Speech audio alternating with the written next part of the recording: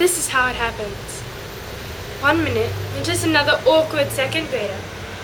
And then your mom takes you and your brother to a friend's house out in the country. You get out of the car, and there's a big yellow dog wagging his tail at you. And your mom and your brother go to ring the doorbell.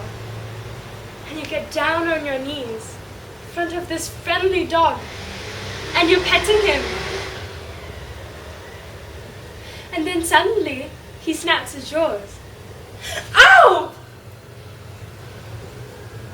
And your life, as you know it, ends. The dog never barked, never growled. He followed after me, still friendly and playful.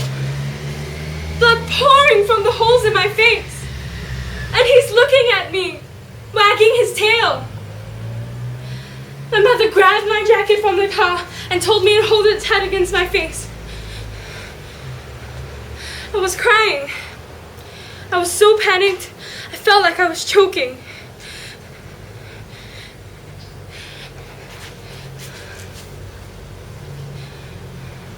At the hospital, nurses were coming in, mopping up blood, asking questions, and trying to establish how much of my face was still there. Whether the nerve endings were still alive. I was lightheaded, and my face felt puffy. The nurses were friendly. They wanted me to trust them. And I did. I believed them when they said that the doctors would be able to fix me. They lied. I was conscious the entire time. I was awake while they sewed my face back together. What I remember most is the bright light and the strangely disembodied voices of my parents and the doctors trying to keep the patient calm. When they finally let me see myself, when they gave me a mirror, I was prepared to see a Halloween mask, a horror movie, a nightmare.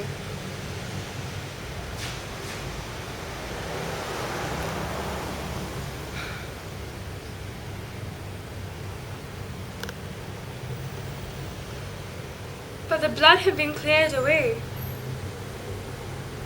It was just a neat row of stitches. I was actually relieved.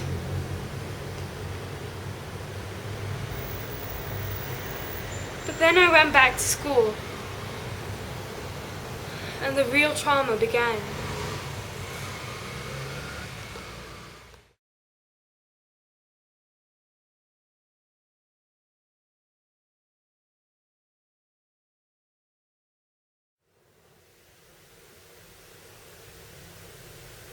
So this is the part where I'm supposed to tell you how I grew up and realized how beautiful I am.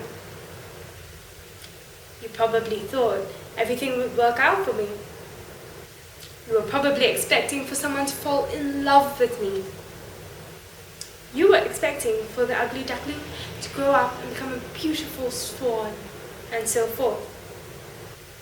I'm sorry, this isn't that kind of story.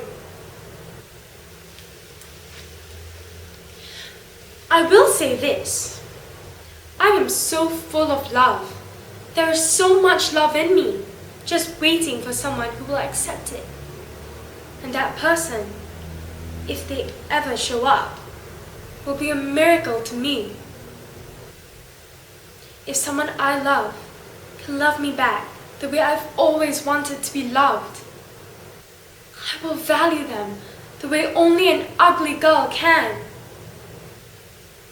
The next person who looks at me and sees me through the eyes of love will be a very, very lucky person.